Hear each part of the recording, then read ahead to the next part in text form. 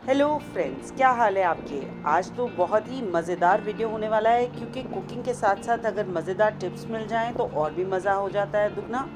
और साथ में ही लेके आई हूँ मैं एक बोनस टिप जो कि लेके आई हूँ करेले के छिलके के साथ। तो बने रहिएगा मेरे साथ क्योंकि आज तो हम बहुत ही कुछ बढ़िया देखने वाले हैं। तो फ्रेंड्स, लेकिन उससे पहले मैं आपको रिक्वेस्ट करना चाहूँगी, अगर आपको मेरा आज का वीडियो पसंद आए तो लाइक कीजिएगा, नीचे दिए गए सब्सक्राइब बटन पे भी ज़रूर क्लिक कीजिएगा और बेल आइकन पे भी ज़रूर क्लिक कीजिएगा ताकि जब भी मैं नया वीडियो डालूँ आपके पास नोटिफिकेशन आ जाए।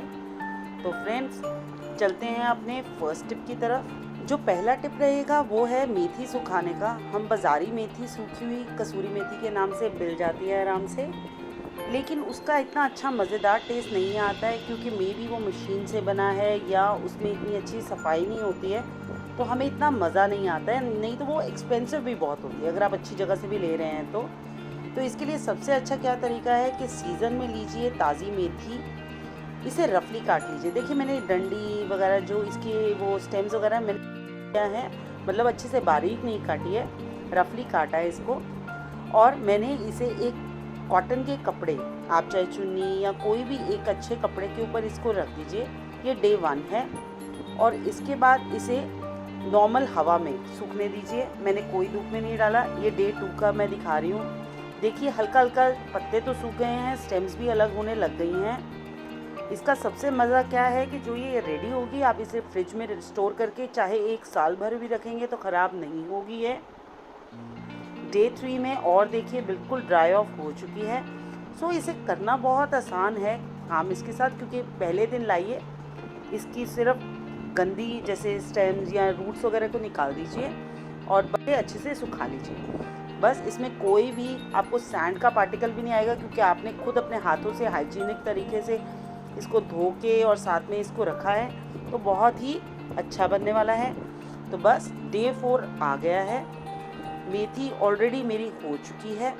बस अब इसमें मुझे क्या करना है कि मैंने इसको अच्छे से अलग करना है स्टेम से। तो इसके लिए मैंने क्या करना है कि वैसे तो ये क्रशेबल होती है, लेकिन आपको लगे कि अच्छे से ये क्रश नहीं हो रही है तो आप एक ड्राई सा तवा लीजिए। कोई भी आप नॉन स्टिक तवा, कढ़ाई ले सकते हैं। इसे बिल्कुल, तवा अगर तेज़ गर्म है तो बंद पे ही, नहीं तो हल्के सेक पे इसे हल्का हल्का भून के रख लीजिए। और उसके बाद आप मसलेंगे तो ये बिल्कुल पाउडर फॉर्म में हो जाएगा और बिल्कुल रेडी हो जाएगा। कसूरी मेथी आप किसी भी सब्ज़ी में ड्राई या आप इसे वो ग्रेवी वाली सब्ज़ी में ऐड अप करेंगे तो टेस्ट बहुत ही मज़ेदार आने वाला है। इसकी खुशबू और टेस्ट बहुत ही लाजवाब रहेगी। ये देखिए इसका कितना सुंदर कलर आया। बस मैंने इसे क्रश करके रख दिया है। अब सेकंड टिप है मेरा, जो कि है स्लाइस्ड गार्लिक, जिसका मैंने ये डे 1 का दिखा रही हूँ। इसको पतला पतला जितना आप स्लाइस कर सकते हैं वो करिए। एक ये वॉशेबल टिश्यू पेपर है, उस पर मैंने रख दिया है। इसको फैला के वही आपको गर्म जगह पे कहीं भी रख देना है। गर्म जगह पे नहीं भी रखते, अपने रूम में रख दीजिए, किसी भी ओपन एरिया में। ये डे 3 दिख रहा है।